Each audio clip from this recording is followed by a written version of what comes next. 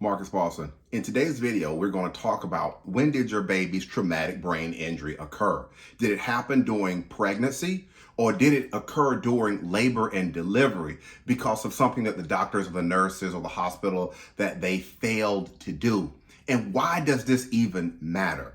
The reason why I want to talk with you about this today is because a couple of weeks ago, I did a video in which I talked about from a medical legal standpoint, which is the same thing from this video today, but I talked about medical malpractice for babies who have suffered a traumatic brain injury and the types of injuries that we can see. And I went through that video and I talked about the need for medical experts and the types of experts that we use that are able to look at imaging and scans.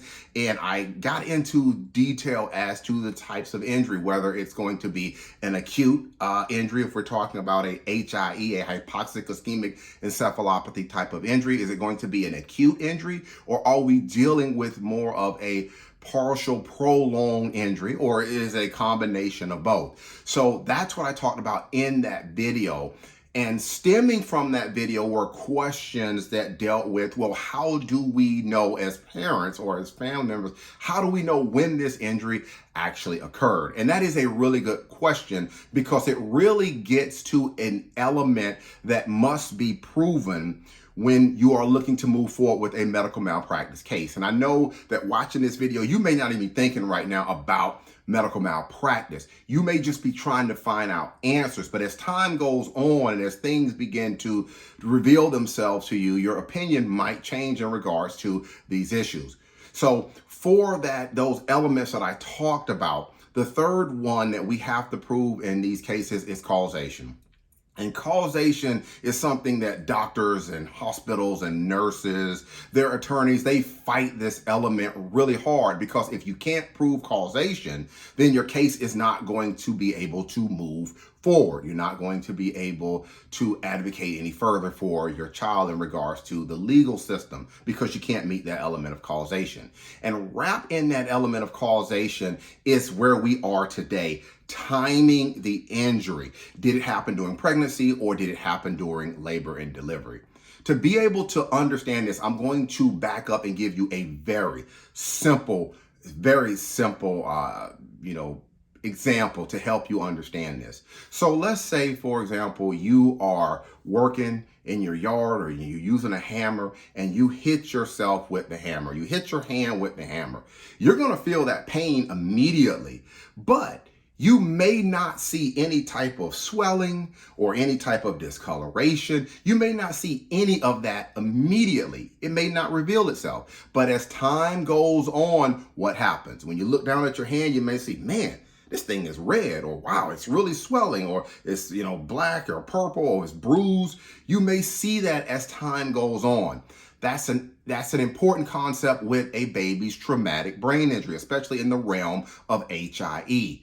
To be able to understand this, like I said, we use these medical experts, and a very important medical expert in this process and helping with timing is called a pediatric neuroradiologist. I talked about this expert in that previous video. This expert is able to look at scans and imaging, and they're able to understand what is being shown on the scans and the imaging. They're able to understand the injury, where the injury is located, possibly how severe the injury is. All of these types of things they're able to look at. They're able to see what has been injured. And the brain will work the same way to a large extent. It's very simple. It's a simple example, but it helps. So let's say that your baby has suffered a traumatic brain injury during pregnancy. And time has passed. And when your baby is born, your baby may have certain things that suggest that they have a brain injury. They may not be breathing well. They may have to be taken to the NICU. They may be suffering from seizures. All of these things may be going on. And when they get to the NICU and everything, imaging may be done on that first day of the baby's brain. An ultrasound may be performed on the brain. And in that day one ultrasound, what might be revealed? Well, what might be revealed is a profound or a serious injury. It may show up on the day one ultrasound. And that's because, remember, like I said with the hammer, you hit your hand on the hammer, It's not going to show up. The injury's not going to show up immediately, but as time goes on, you're going to see that injury. That's the same thing or the same argument that can be made when we're talking about a brain injury that may have happened during pregnancy or earlier, way up into time. Let's flip it a little bit. Let's change it. Let's say that now when the baby is born, the baby is the same thing. They're displaying issues that's going to have them handed over to the NICU. They may be discolored. They may be suffering from seizures. They may have to be resuscitated, need oxygen, and all of these type of things. NICU gets the baby, takes the baby, does hypothermia cooling, and they do the scanning. They do all of that. And on that day one scan, the ultrasound in this instance, if the injury happened during labor and delivery, what is that ultrasound going to show? More than likely, that ultrasound might show the baby's brain as looking pretty normal. It may not show too many problems, but we know that there are obviously things going on because the baby is having seizures and the baby may be having other issues going on. But what is happening is the same thing I was saying with the hammer. When you take that subsequent ultrasound after the day one ultrasound, maybe another 24 hours out, what may you see? Well, now you might be able to start seeing the injury itself manifesting.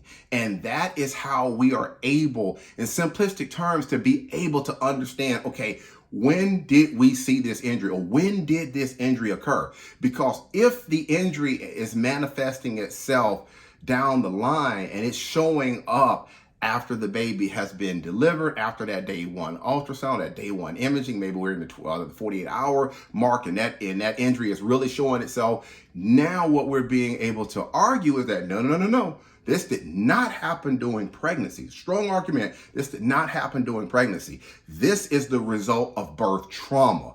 And we also use the fetal heart strips to help us to be able to understand, because that fetal heart monitor is in real time allowing us to understand how well your baby is tolerating a vaginal delivery. And when we see the strips begin to go into non-reassuring patterns, then that is also another way that we can be able to start understanding what was happening with the baby.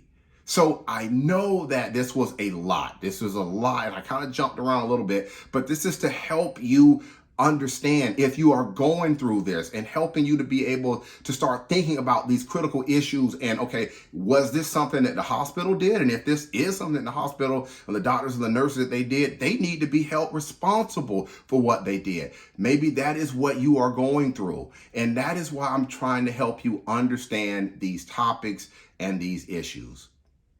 If you have more questions, you're here today because your baby has suffered a traumatic brain injury like HIE, and you got questions. You want to know, what's going on. You may want us to do a birth injury investigation into these issues for you. If you have that and you have these types of questions, what I invite you to do is to go ahead and pick up the phone and call us. There's a telephone number down below, and I invite you to call us. It costs you absolutely nothing initially to talk with us about your baby's story.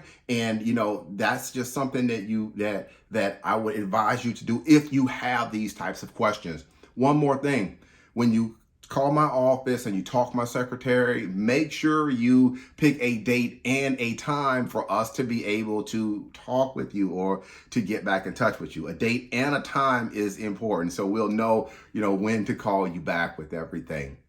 One more thing before I get out of here. I practice law here in the state of Maryland. I know this video is online, it's on social media sites, it's on our website, it's on other places. And I cannot control who's going to pick up the phone and call us.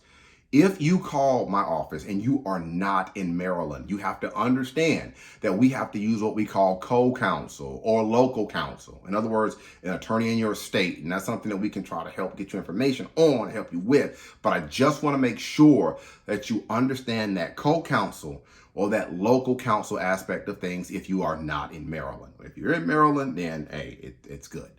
All right, that's going to be it for today's quick educational video. Again, I'm Marcus Boston, and I'm one of the childbirth injury and medical malpractice attorneys practicing law here in the state of Maryland at Boston Law Group, LLC. We'll talk with you next time. Take care. Enjoy the rest of your day.